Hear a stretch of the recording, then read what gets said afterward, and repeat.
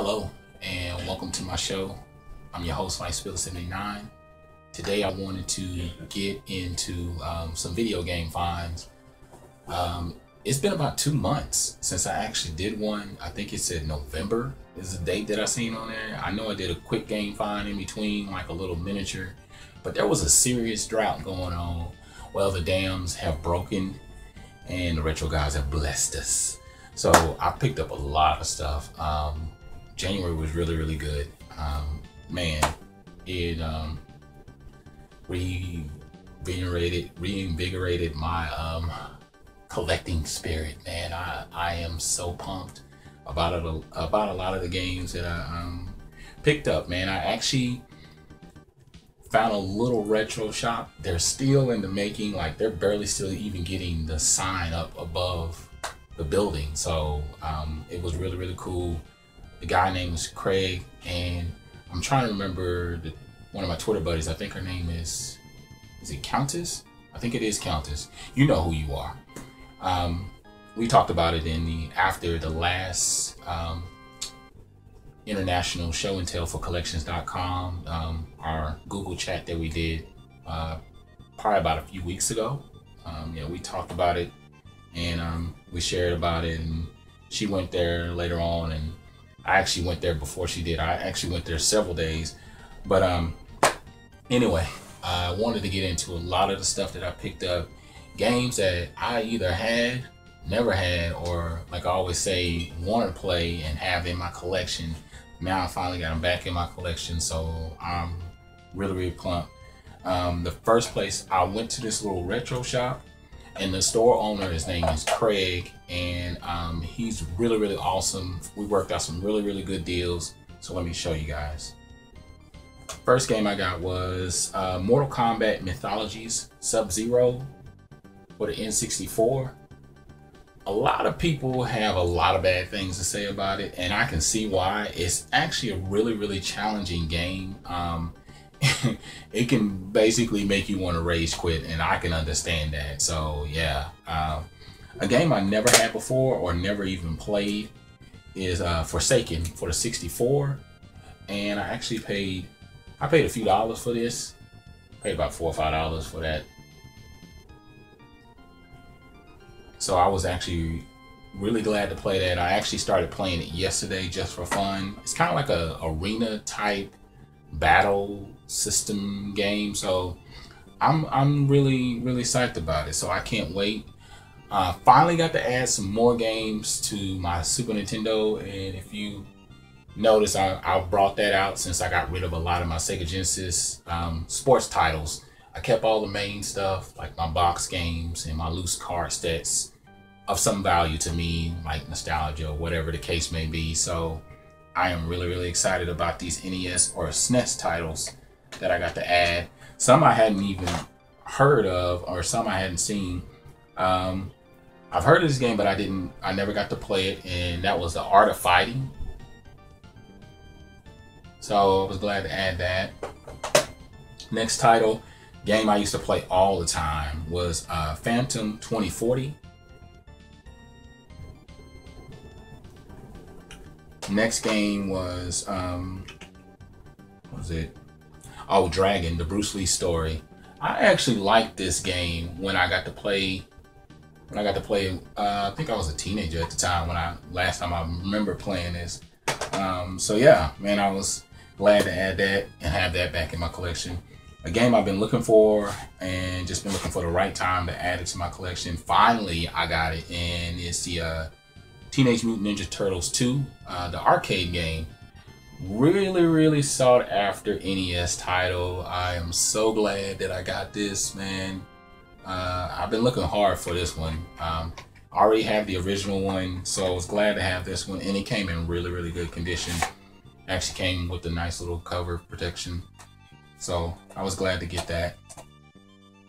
A game I used to play, I never had it, but I was glad to add this, was Super Pitfall. Really mixture of things. It's very challenging. It can basically be a ball buster. It's another title make you want to rage quit, because they put all the objects in random places, but it's invisible, so you can't see it. So like if you're looking for bullets for your gun, you got to go on certain platforms and jump in a certain spot, but then you have to go back to that spot, and then all of a sudden it'll appear out of nowhere. If I didn't look at a couple strategy guides and some playthroughs and some walkthroughs, I would have got lost on this game. It's short, but it's very challenging. Now this next game is actually a game that a good buddy of mine, one of my buddies, Owen, that I always talk about. This was his game. This is probably one of the first games him and I played together, and that's Heavy Barrel. Really, really awesome title for the NES. It still lives up, man. It's an overhead type shooter, 2-player game, kind of like Bionic Commando when you're going in between stages. There's like a couple stages in between before you do the side scroller type stage. It does an overhead shot. It's got the bullets or the tanks and stuff like that. And when you shoot your gun out, it's got all these bullets that shoot out. And then there's random keys that you get from enemies when you kill them and stuff like that. So this is a badass game. If you see this game, definitely pick it up. It's worth it. Not a lot of just quality type NES games, but this is definitely one of them. And once again, that's Heavy Barrel. It's actually from Data East. So I would suggest you pick it up. A game I used to love playing with my buddies because you can actually play up to 8 players, and that's California Games. Another awesome title. I believe there's a sequel. In this game, it's kind of like the Olympics. It's not necessarily the Olympics, but it's like playing in the Olympics because of all the random things you get to do. You get to surf, you get to skateboard, you get to play with the bean bag or the little ball you kick up with your feet. Do a bicycle meet. Got the ramp, skateboard. You got all kinds of events, but it's really cool because you add up all your points and stuff like that. They actually give trophies away, and so you can either play against a PC or you can play with 8 buddies and just square it off, and you get to pick all different types of franchises to market your product, or you get to market their product. So it's a really good game. And surprisingly, it's by Milton Bradley. It's got the old school MB up there in the corner. See, it's games like this just get me fired up, man. It's hard to explain, but yeah, it's really good title. Another game that I got for the NES is Renegade.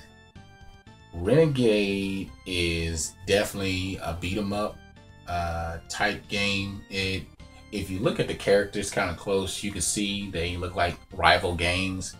It is very challenging. This is another challenge game. Most of the NES games were challenging back then because they were far in between, and so in order to keep people interested in the NES, when those games will be released, there will be time lapse in between games. But you know, you wanted to feel like you got your money's worth. I used to play this all the time back in the day. I can't even recall if I had it or a friend of mine had it or I rented it, because I even used to rent NES games for like $1 or $2 for like a few days and then would have to take it back. Actually, I do remember a store that was across the street from my apartments. The only problem was they didn't have what we have now. They didn't have the barcode system. So like if you stole a product, you had to click it back in, and you know, and then they didn't have all your personal information. I mean, they had your name and stuff, but what ended up happening is the store went under pretty much because people were taking the games and they wasn't bringing them back. So they ruined it for the little guys like myself who were going there just solely to be able to play those games, rent them for $2 for a few days and then bring them back. And so the store went under. Now, the next thing I wanted to talk about that I got from the store was the Gameboy Advance Sp. I've been wanting one for a long time because of the backlight. And so like when the lights are off in the room and my wife is watching TV or she's asleep and I don't want to have our room light on, I can turn this on and it's got good sound. So I thought that was pretty cool. So I get to throw my old Game Boy games in there. And I like the little widescreen. I think you can, yeah, you can actually change the size and everything. So I thought that was cool.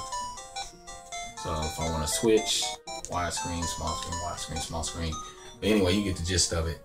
So yeah, this was a really, really good purchase, man. He gave me a really awesome deal on it. I actually paid less for this than I did for my Game Boy Color. And he gave me the charger to go with it. So that was cool. So I'm pretty pumped about that. I'm glad to have that in my collection. I actually take it with I take my Game Boy and my PSP and a few Game Boy games and a few PSP games with me to work. And whenever I get a chance, I play them. A few other things that I got from the store as well was Taz and Escape from Mars. And like I said earlier this year, I wanted to get more box Sega Genesis games because they started getting rid of the Sega Genesis game boxes and the book. And this one actually came complete. So, and I saw a few other loose cart Sega Genesis games, but I would prefer to have them in box. So I was glad to get this. And then I got the Tengen Miss Pac-Man. Can't go wrong with a Pac-Man game. So I was glad to have that. Those were pretty much all the games that I got from his store. And then he let me walk out with a free comic. It's called Youngblood. What's it called? Youngblood Strike File. It's got this awesome cover on here. I've never had a comic before, never had a comic book or anything. Never really took interest in it. I did like, this one's actually got, this is a double-headed cover. So on the front, you got this. And then on the back, you got the other cover.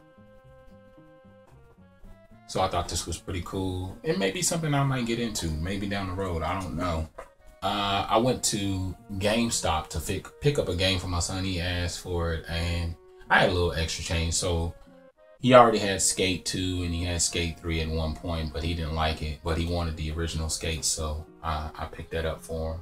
Then a few weeks ago, he came home with, he gave me Mortal Kombat versus DC. If you like fighting games, it's not too bad. It's definitely not one of my favorites, but I'll take a video game any day, especially a free video game.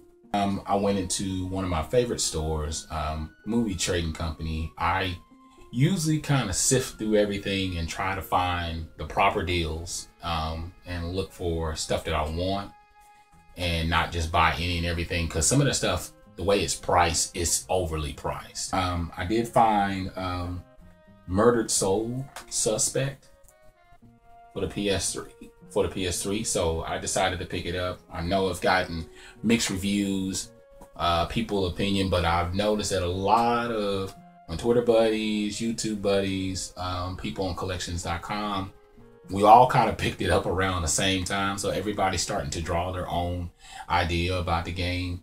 The next game, I've been looking hard for it, the original copy, because I kept getting the wrong one. I got NFL Blitz 2002, and then I got NFL 2001, Blitz 2001, because I thought that was it. I thought it was the right one. And for me, it's a personal thing because my son and I, we always go back and play it. And even when I finally got it, which is NFL Blitz, the original, for the N64, this is the one that we play. Every time we play against each other, it's always split. Like he ends up winning 2 games and I end up winning 2 games. We never get that breakthrough game because we just go head to head, and it's really, really awesome to be able to pass on something that we experienced together and make memories, and then it lasts for a lifetime. Now, a game that I actually been looking for and just stumbled on when I walked in that day, and that's how it is Resident Evil Director's Cut. And this one is the one that supports the DualShock. This game is awesome. It's challenging, of course, it's Resident Evil, but this game is really, really, really, really, really, really, really, really, really, really, really fun. I have to say, I'm really enjoying this. So it's actually put me in the mindset of wanting to get the Resident Evil games. Some of the common titles like Resident Evil 1 through 6. because I already have Resident Evil 1, 2, 4, 5. I had 6. I even had the Resident Evil Revelations. I might go back and get those because they're dirt cheap right now. Revelation, the first one, and might get the second one and get. I also have Code Veronica. I think I have a few other Resident Evil games as well. But man, this game is really awesome. I like challenging games where it makes you think, and everything is scarce. Like all your products, everything that you're trying to accumulate or pick up throughout the game, you're not just gonna get it in large quantities. You're only gonna get like a certain amount of energy, and you only get a certain amount of little ink cartridges to be able to save your game. So you got to utilize it and save it in the right way and do everything the right way. And I like all the zombies chasing you, adding a little bit of suspense. So this is a really, really good game. Now the next games that I got was from Half Price Bookstore. One of the games was a double pack, and it had Loco Roco and Papillon. I actually saw this about a month ago, and I like little games like this, little indie type games that you pretty much just, you do small little things in order to achieve certain goals and stuff like that. I don't know what it is.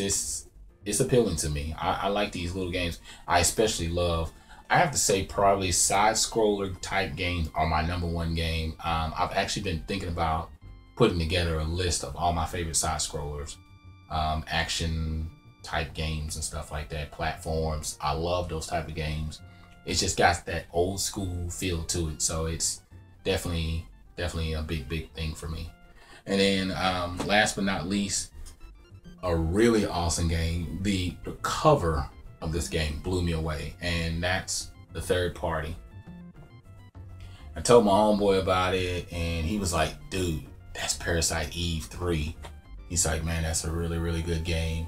I mean, just look at this cover. It's splendid. I hope it catches the cover in all of its beautifulness. It's from Square Enix. I mean, and this is an awesome shooter for the PSP.